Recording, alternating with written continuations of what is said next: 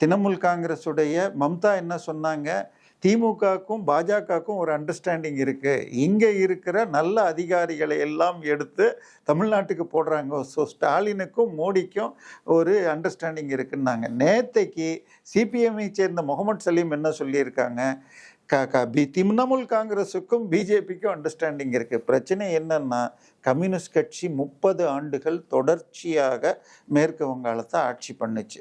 சென்ற முறை அவர்கள் தனியாக ஜெயிக்க முடியலன்னு சொல்லிட்டு காங்கிரஸோட கூட்டணி சேர்ந்து நின்று, காங்கிரஸ் அதுக்கு முன்னாடி 25 வருஷம் ஆட்சி பண்ணிச்சு. சித்தார்த் சங்கர் இருந்தார். அதுக்கப்புறம் இவங்க இது சார்பாக முதல்ல ஜார்ஜ் இவரும் இவன் 2 பேர் இருந்திருக்காங்க, ஜோதி பாசுவும் அதன் பின்னால் புத்ததேவ் பட்டாச்சாரியும் இருந்தாங்க. இத்தனை பேர் இருந்த 2 கட்சியும் சேர்ந்து ஒரு சீட்டு ஜெயிக்க முடியல.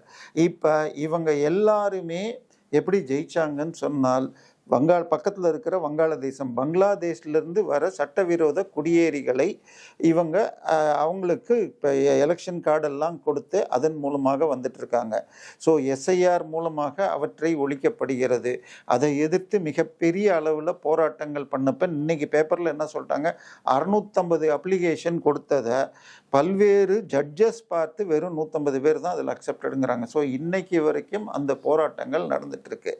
இப்போ மக்களுக்கு என்ன பண்ணியிருக்காங்க, இந்தியாவில் டாப் 5 ஸ்டேட்டில் இருந்த மேற்கு வங்காளம் சுதந்திர முடிஞ்சு சுதந்திரம் கிடைச்ச பின்பு இண்டஸ்ட்ரியலைசேஷன், இன்னைக்கு கார்கள் தயாரிப்புன்னு சொன்னால் இந்தியாவில் பல்வேறு காரை சொல்கிறோம். பட் 1980 வரைக்கும் இந்தியாவில் 2 கார் தான். ஒன்று அம்பாசிடர் இந்தியாவிலேயே தயாரித்தது, 2வது பிரீமியர் பத்மினி. இதில் முதலாவது அம்பாசிடர் ஃபேக்ட்ரி இருந்தது இது கல்கட்டாவில் தான். அப்படி இருந்த ஒரு இடம் இன்னைக்கு தொழில் உற்பத்தியில் பின்னாடி போயிடுச்சு. இதற்கெல்லாம் காரணம், அங்கே ஆட்சிகள் மாறுவதில்லை, ஒரு கட்சி தொடருது. மம்தா பானர்ஜி ஃபயர் பிராண்ட் லீடராக பண்ணிக்கிட்டு ஆட்சிக்கு எதிராக, மத்திய அரசுக்கு எதிராக பேசிக்கிட்டே பண்ணிகிட்டு இருக்காங்க. அதில் ஒன்றில் தான் எஸ்ஐஆரில் அவங்களே சுப்ரீம் கோர்ட்டில் போய் பேசினது. அதன் பிறகு தற்போது இது இடி ரெய்ட் அப்போ அவங்க போய் நேரடியாக மோதி. இன்னொரு பக்கம் பார்த்திங்கன்னா, மதவாதத்தை தூண்டுறதுக்காக பல்வேறு விதமாக பண்ணிகிட்டு இருக்காங்க.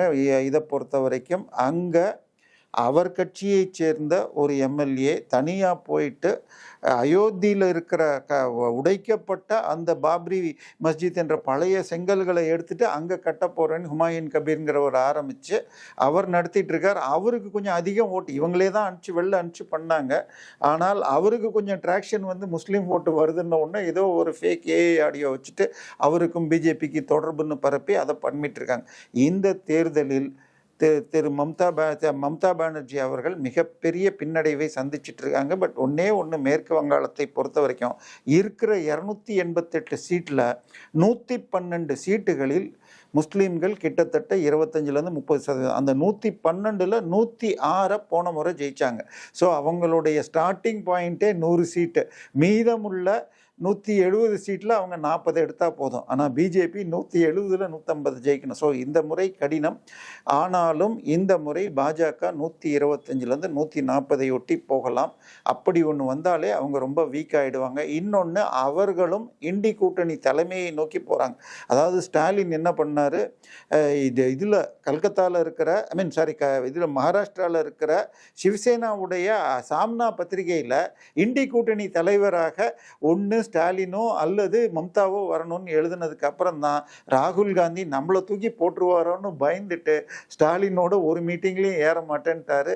முந்தா நேற்றுக்கு நடந்த கன்னியாகுமரி மீட்டிங்கில் தனக்கு ஷால் போட வந்த, பொன்னாடை போர்த்த வந்த மனோ தங்கராஜ் கூட அலோவ் பண்ணல. ஸோ திமுகவோடு தனியாக இருக்கார். கன்னியாகுமரியில் பேசுகிறப்ப அதிமுக நல்லாட்சி கொடுத்தது பல விஷயங்களில் அப்படின்னும் பேசியிருக்கார்.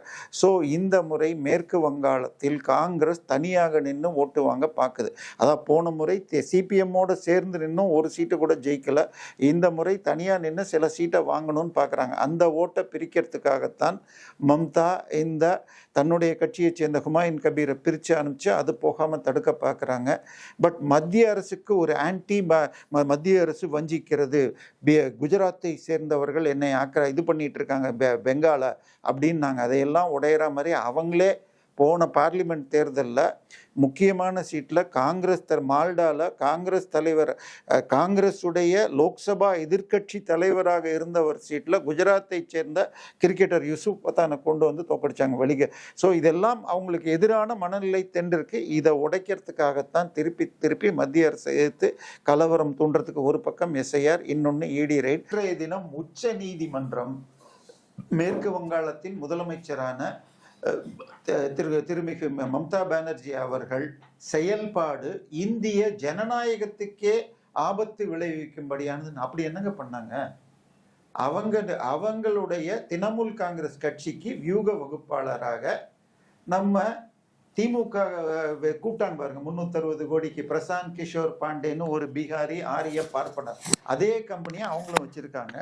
ஆனால் அந்த கம்பெனி பலவிதமான மணி லாண்டரிங் செயலைகளை செய்தார்கள் என ஆதாரங்கள் கிடைக்க இடி அவங்க ஆஃபீஸுக்கு போகிறாங்க. அந்த ஆஃபீஸில், அதாவது ஐபேக் கல்கத்தா ஆஃபீஸில் அவங்க ரெய்டுக்கு போனப்போ அந்த ஆஃபீஸில் திரிணாமுல் காங்கிரஸ் சம்பந்தப்பட்ட டேட்டாஸ் இருக்க முடியுங்கிறதுனால இவங்க முதலமைச்சராக, இன்றைக்கே உங்களுக்கு தெரியும், நம்ம கரூரில் செந்தில் பாலாஜி வீட்டுக்கு போன பொழுது அங்கே உள்ளூர் கரூர் மேயரோ இன்னும் சில தொண்டர்கள் சேர்ந்து வந்த வருமானத்துறை வரி அதிகாரிகளை காயப்படுத்தி ஹாஸ்பிட்டலில் போகிற அளவுக்குலாம் ஆச்சு. அதன் பிறகு சென்ட்ரல் செக்யூரிட்டியை தான் வச்சுட்டு வராங்க. அவங்களையெல்லாம் தள்ளிட்டு ஒரு முதலமைச்சர் வந்தால் யாராக இருந்தாலும் ஒதுங்கணும்னு அப்போ உள்ளே வந்துட்டு அங்கேருந்து சில லேப்டாப்புகளையும் ஃபைல்ஸ்களையும் எடுத்துட்டு அவர்களையும் இன்சல்ட் பண்ணிட்டு, அங்கே ரெய்டு பண்ணிட்டு இருந்தவங்க இன்சல்ட் பண்ணாங்க. அங்கு பல்வேறு விதமான ஆதாரங்களும் கிடைச்சிது. ஆனால் இவங்க இதை பண்ணிட்டு இன்னொன்று, எப்படி தமிழ்நாட்டில் எதுக்கு எடுத்தாலும் மத்திய அரசுன்னு இங்கே சொல்கிற மாதிரி அதை வச்சுக்கிட்டு மாநில சுயாட்சி இந்த மாதிரி எதையோ அவங்க பரப்புனாங்க.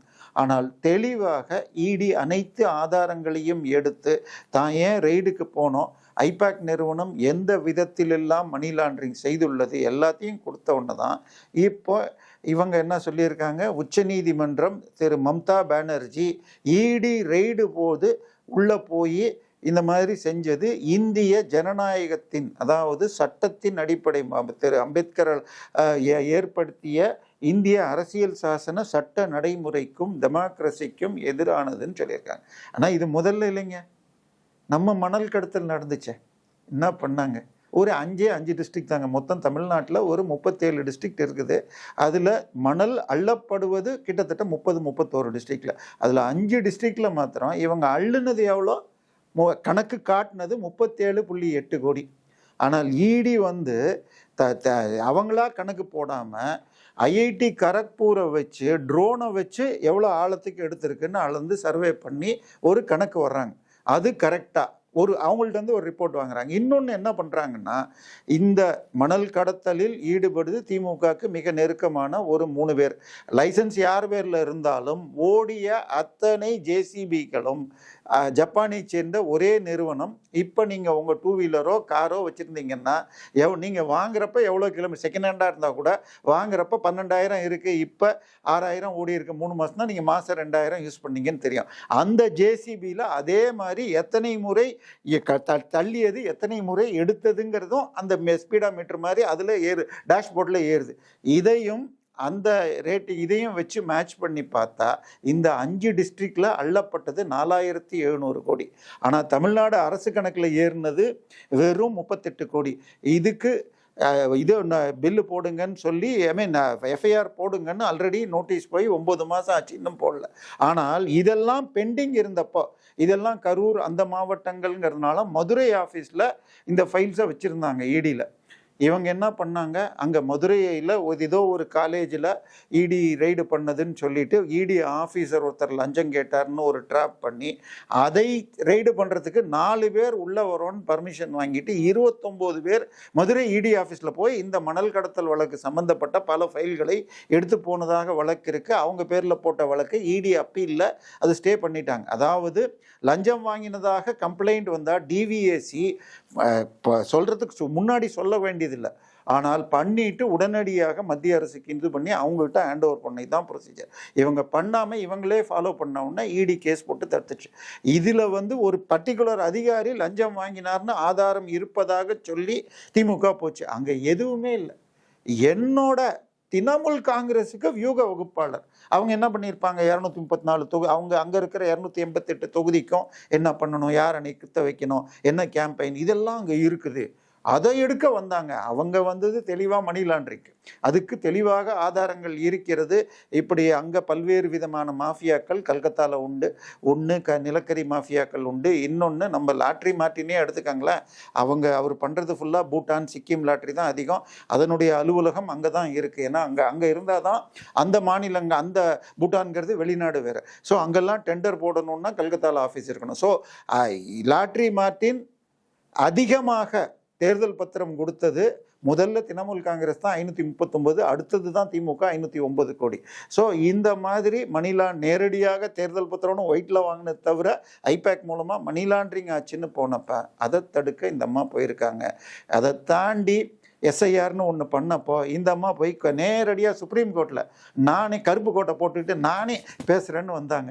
சுப்ரீம் கோர்ட் நீதிபதி சொன்னார், ஐயா ஏமா உங்கள் சார்பாக வந்திருக்காரு அந்த வழக்கறிஞர் இந்தியாவிலேயே டாப் 5 பேரில் மிக அற்புதமாக சொல்லிட்டு இருக்காங்க, நீங்கள் ஏமா கஷ்டப்படுறீங்க, போங்கம்மான்னு அனுப்பிச்சிட்டாங்க. ஆனால் இவங்களுக்கு தேவை காட்சி, விளம்பரம். ஸோ அதை பண்ணாங்க. பட் பெரிதாக எடுபடவில்லை.